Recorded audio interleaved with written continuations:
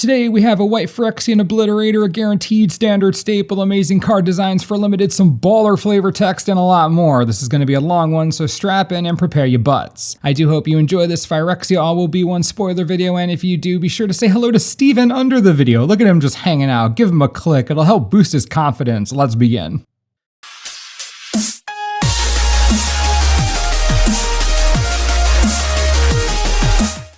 Atraxis Skitterfang is 3 mana for a 2/2 artifact creature Phyrexian insect that enters the battlefield with 3 oil counters on it. At the beginning of combat on your turn, you may remove an oil counter from the Skitterfang. When you do, target creature you control gains your choice of flying, vigilance, death touch, or lifelink until end of turn. Fantastic uncommon for limited. You definitely want to see these in your packs. The trigger costs nothing besides removal of the counter, so no resources need to be paid. That's great. It also provides you with all the Atraxa options, which means that half of them are going to help you get poison counters through.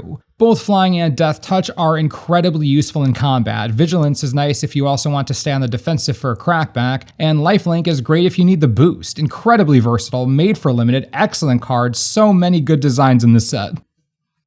Plague Golem is 3 mana for a 2/3 artifact creature Phyrexian Golem. Whenever a creature enters the battlefield under your control, if it has one or more oil counters on it, put an oil counter on it. Creatures you control with oil counters on them get +1/+1. I did not expect to get an oil counter Anthem creature, but I probably should have. I love it. 3 mana isn't too high for this, especially since it proliferates oil counters onto creatures on entry in addition to the Anthem effect. I wish it also proliferated non-creatures, but it's a 3 mana uncommon, so I think that would be asking a little bit too much. Regardless, decent filler and limited, better if it synergizes with a good number of creatures in your deck, but even better in an oil counter based commander or casual type deck. Seeing oil counters get support like this specifically is a really good thing.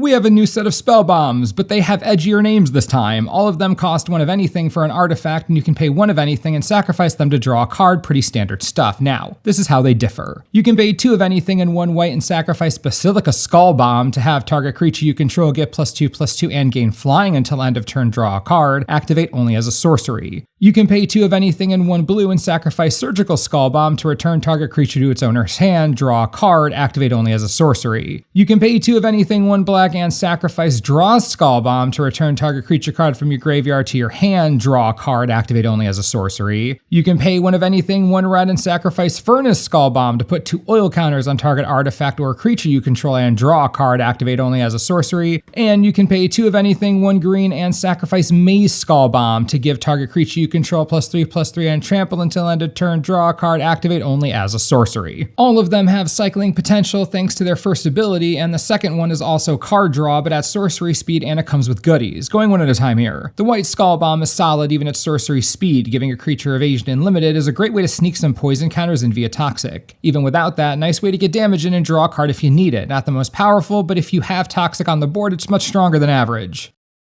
Surgical Skull Bomb is a much more fair card and is still strong. 3 mana is more than normal to unsummon a creature, but you also get to draw a card, which makes this effect very lucrative value-wise. Not only are you threatening to set your opponent back a whole turn after they play a bomb, but you're getting card advantage in the process. I played Ether Spell Bomb way back when, so I understand just how broken it is beyond belief. This one is also quite strong. Draw Skull Bomb's Recursion is nice for limited. 3 mana to grab something back to your hand and draw a card. This is 3 mana for 2 cards, one of which you get to hand pick. We're so used to seeing cards that recur back to the hand, I think people might overlook this, but they shouldn't. Really nice card for limited. I'll never ignore a 2-for-1 like this. Furnace Skull Bomb is by far the most specific in the cycle, only impacting cards that care about oil counters. Super narrow, but I get it. It's difficult to balance a card like this when direct damage is in play, and that's usually what red does. Imagine if this dealt damage and drew a card, that'd be totally busted. I don't mind the ability. Even if you don't have the oil counter support and can't really utilize it in your limited strategy, casual or commander decks that care about oil counters may find a way to include this. It is a spell bomb after all. Drawing cards with upside is good, is what I always say. Maze Skull Bomb performs a similar function as Basilica. You're looking to pop this buff on a toxic creature and trample in for some poison counters, pretty straightforward, but with the added bonus that a green ability has card draw. Not super common, so even if you don't have too much toxicity in your deck, it still might be worth a shot for the giant growth and cantrip. Bladed Ambassador is one of anything in 1 white for a 3/1 Phyrexian soldier that enters the battlefield with an oil counter on it. You can pay 1 and remove an oil counter from the Ambassador, and it gains indestructible until end of turn. So this is the Adanto Vanguard seasoned Hallow Blade of the set. I respect it. Considering the amount of proliferated oil counter generation we've seen so far, I'd bet a deck would be able to add more counters to this. It isn't as easy to activate repeatedly as the aforementioned Vanguard or Hallow Blade, but it's still a 3/1 for 2 mana with upside. It punishes slow decks in the early game and at worst can potentially take down something much bigger than itself. It's a solid limited card. Complete Devotion is one of anything in 1 white for an instant. Target creature you control gets +2/+2 until end of turn. If that creature has Toxic, draw a card. If you're playing a limited deck that has a decent amount of Toxic in it, the upside of a card here is great, but if you aren't, you should probably pass on something like this. There are a plethora of interesting and useful commons and uncommons in this set that we've seen so far, and it's unlikely you'll have to play a card like this unless it fits into your heavy Toxic theme, so just keep that in mind. The real reason we're talking about this card at all, though, that artwork. A Johnny and Elspeth, my goodness, look at that flavor text. Elspeth, my friend, the multiverse has answered my prayers by bringing you here so that I can incorporate you into my pack and protect you forever. I mean, come on. If that doesn't pull at your heartstrings, I don't know what will. Friggin' a Johnny, man. Complete and still totally awesome. Phyrexian Champion / Vindicator, it's a rough translation, is 4 white mana for a 5/5 Phyrexian horror with flying. If damage would be dealt to it, prevent that damage. When damage is prevented this way, it deals that much damage to any other target. Yo, white Phyrexian Obliterator, you are so insane. It's like they took Dawn Elemental and just completed it. Well, this thing isn't going to die in combat ever, and it's going to throw all that damage around to everything else, and it flies, so it's not like you can escape it in the air. This demands a removal spell, or it isn't going anywhere ever, with few exceptions. Obliterator saw a lot of play and continues to be a monster all over Magic. This could see similar testing in Standard, but where I really want to see it, Pacifist Commander. One of my favorite archetypes that no one plays. I'm talking Runetail, Opaleye, Chomano kind of pacifism. Again, there are probably maybe 10 of us in the world who have built these decks, but they are more fun than you might think, and this card goes right in there. Aside from my random distractions, card is a beast. 5/5 flyer for 4, even 4 colored mana is boss. Your opponents better hope they are packing Doomblades. Mind Splice Apparatus is 3 of anything in 1 blue for an artifact with flash. At the beginning of your upkeep, put an oil counter on the apparatus. Instant and sorcery spells you cast cost 1 mana less to cast for each oil counter on the apparatus. All it takes are 2 upkeeps and it's already reducing costs more than one of my own preview cards from the past, Jace's Sanctum. I dare say that this is incredibly push. I don't even know why it has flash, to be honest. You drop this in at the end of your opponent's turn, you untap, get an oil counter, and you're already off to the races with all your mana untapped. As the game progresses, this gets even more insane, effectively reducing all your instants and sorceries to just colored mana. It's Thanos level inevitable, and if it isn't removed, wildly pushed for Commander to a degree I find almost aggressive. Imagine this card in Veyron, Voice of Duality, or Vadrik, or Mizzix, or Nyx Forbid Calamax. Broken artifact, utterly and completely broken.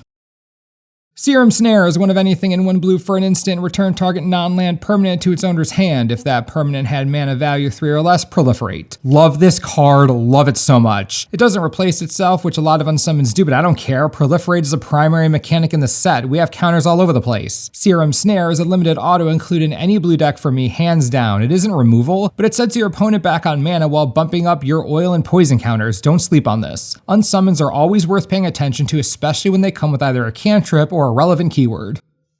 Tamiyos Logbook is 2 of anything in 1 blue for an artifact. You can pay 5 of anything in 1 blue and tap it to draw a card. This ability costs 1 less to activate for each other artifact you control. Gotta give Tamiyo credit. Even in her completed state, she insists on chronicling everything that is going on. Even though that chronicling will be outrageously biased to the point of near delusion, she's still doing it, and I respect that. Now, card-wise, we're looking at a 3 mana investment with a card draw trigger, basically with affinity on it. I'm having a hard time with this. My gut first said that it could see some play in limited, as drawing cards is huge and we're going to have a buttload of artifacts running around, but it's still 3 mana to cast and conditional card draw at best. It's like, I want it to be good because it's Tamiyo and has affinity and draws a card, but there's simply just a lot here that needs to go right to get enough value out of this to be worth it. It's unfortunate. Watchful Blister Zoa is 4 of anything in 2 blue for a 4/4 Phyrexian Jellyfish with flying and enters the battlefield with an oil counter on it. When it dies, draw cards equal to the number of oil counters on it. 6 mana for a 4/4 flyer that draws you at least 1 when it dies, not bad at all for a limited flyer at the top of a curve. A 4/4 body in the air is pretty hefty and will make a great threat at the absolute worst. Get a proliferate or two, and this becomes flooded with value, replacing itself and potentially more when it dies. The draw trigger isn't optional, which is interesting, but that shouldn't come into play too often. Just make sure not to let this die when you have like 2 cards left in your library. I imagine this will be dismissed by many, but it could be a lot worse. It's a fine card. Ambulatory Edifice is 2 of anything and 1 black for a 3/2 artifact creature Phyrexian construct. When it enters the battlefield, you may pay 2 life. When you do, target creature gets -1/-1 until end of turn. First off, that art is creepy and awesome. Second, I think this card's good. We've already seen a number of 1/1s of the spoiler season that come with Toxic or some type of ability that gives them value. Being able to deal with those kinds of creatures for only 2 life seems good to me. It's probably better than average and limited. Chittering Skitterfang, great name, is 2 of anything and 1 black for a 1/4 Phyrexian rat with Corrupted. Sacrifice an artifact or creature, draw a card. Activate only if an opponent has 3 or more poison counters and only once each turn. Thank goodness you can only activate this ability once per turn, otherwise it would be ridiculous. The fact that you can sack either an artifact or a creature is also nice, as it'll play into multiple draft archetypes and be easily splashable across the format. And while it is only once per turn, your opponent's turn is a different turn, so if you have a stockpile of creatures, go nuts. Nice addition for an Aristocrats deck and Commander, as well if you're looking for a little more card draw and you're on a budget. Scheming Aspirin is 1 of anything and 1 black for a 1/3 Phyrexian Advisor. Whenever you proliferate, each opponent loses 2 life and you gain 2 life. Wait, what? Whenever you proliferate, each opponent? Holy crap on a cracker, Batman. This uncommon is bananas with a capital bananas. It proliferates so much, it even proliferated one of the words on the card itself. Slap this right into Yawgmothran Physician and friggin' go to town. I honestly don't know how this got through as an uncommon. It has rare power level at the very least. Put it in other proliferate decks if you want. Hapatra, Scorpion God, basically anything with Rayhan, really. You get my point. Scheming Aspirant should go into any strategy and really any format, standard included, that utilize a strong proliferate package, because this card is competitive. Mark my words, if proliferate decks exist in any capacity, this card will be there. It is absurd. Furnace Punisher is 2 of anything and 1 red for a 3/3 Phyrexian warrior with menace. At the beginning of each player's upkeep, the Punisher deals 2 damage to that player unless they control 2 or more basic lands. I'm all for hating on non-basic land players, even as a control player myself. For some reason, I'm just okay with it. I find it cute, it's kind of funny. This card is a bit weird though. Might be a little slow and it is very specific. I don't know where the intention for the card is. It isn't bad at all. A 3/3 for 3 with a relevant combat keyword is not bad. This won't get triggered in limited super often, maybe in a standard sideboard, historic possibly. I like the card. Finding it a home and justification over something else, though, might be tough. Magmatic Sprinter is 2 of anything and 1 red for a 3/2 Phyrexian warrior with haste. When it enters the battlefield, put 2 oil counters on target artifact or creature you control. At the beginning of your end step, return the Sprinter to its owner's hand unless you remove 2 oil counters from it. I might be officially in love with limited cards in this set. More support for oil counter strategies, but this time super aggressive. Effectively, this is a repeatable 3-mana engine, dropping 2 oil counters each turn, and if by chance your opponent doesn't have a strong board presence, it swings in for 3 damage every turn as well. It brings value itself with haste and brings value to your board with more counters for relevant cards. It's a genius design. It's absolutely phenomenal. You know, usually things like oil counters are cute and don't make a huge impact on limited formats, but with the amount of support we're seeing, good support at that, I think this cute mechanic may have some real legs in limited, maybe even standard if this nonsense continues. Canker Bloom is 1 of anything and 1 green for a 3/2 Phyrexian fungus. You can pay 1 mana and sacrifice Canker Bloom to choose one of the following: destroy target artifact, destroy target enchantment, and proliferate. This card is pure insanity. Will be in standard until rotation guaranteed. It's begging to be a sideboard card in basically any deck running green. I had to read it over a few times just to make sure it was correct. 2 mana for a 3/2 great. Phyrexian fungus can't go wrong. And not only does it kill an artifact you don't like or an enchantment you don't like, but it can also proliferate if both of those end up being blanks for some reason. I cannot stress enough to you just how playable this is. It's arguably pushed for standard, very pushed. Of all the nonsense and ridiculousness we've seen in spoiler season thus far, it's possible Canker Bloom ranks among the top 5 most likely to see constructed play for a number of reasons. The card is dope. Incubation Pouch is 1 green for an artifact that enters the battlefield with 3 oil counters on it. You can pay 4 mana, tap it, and remove an oil counter from the pouch to create a 3/3 colorless Phyrexian Golem artifact creature token, activate only as a sorcery. This is a very, very good card. Assuming the game doesn't end in the first few turns, this pod is going to make you 3/3 golems for a single card. Sure, you need to spend 4 mana each time, but it's generic mana, so relatively flexible. The creatures are artifacts, and those synergize with a ton of stuff. And especially in a format like Limited, you want your cards to give you as much value as possible. possible, and it is very difficult to argue with the amount of value this single artifact creates. It's one card, and you play it on turn 1, and it will give you 3/3/3s when you want them. It's an excellent way to use your mana if you've run out of things to do, or if you need more pressure on the board, or defense, or more artifacts. It's just real versatile at what it does, and proliferate is everywhere, so the oil counters can add up, and you can just keep making 3/3s forever. I'm outrageously hyped for this monster in Limited. Vivisection Evangelist is 3 of anything, 1 white and 1 black for a 4/4 Phyrexian Cleric with Vigilance and Corrupted. When it enters the battlefield, if an opponent has 3 or more poison counters, destroy target creature or planeswalker an opponent controls. Well, hot dang, another limited value bomb. This is in white-black, which will be a popular color combination in Limited, so the Evangelist is going to be a nice reward for devoting yourself to those colors. A 4/4 with Vigilance for 5 isn't great, but it is a nice offensive and defensive body on the board. The real value comes in that amazing Corrupted trigger. A creature or planeswalker removal spell on top of the 4/4 with Vigilance. Get yourself some Toxic and Proliferate, because turning this Corrupted trigger on makes the Evangelist a rare power level card. It becomes super strong. The Micosynth Gardens is a land sphere that you can tap to add 1 colorless. You can also pay 1 mana and tap it to add 1 mana of any color. You can also pay X mana, tap it, and the garden becomes a copy of target non-token artifact you control with mana value X. That ability is nuts and has no drawback. Becoming a copy for the same mana cost. They realize the most powerful artifacts in Magic are relatively cheap, right? Soul Ring, any Signet, Swiftfoot Boots, Mana Crypt, Skull Clamp, Mana Vault, Sensei's Divining Top, Thran Dynamo. Look, the ability doesn't end at the end of the turn. It's so gross, incredibly busted. Should probably just go into everything ever, to be honest. It even fixes for you if you need it. Like, what? How? How is this so good? This is so good.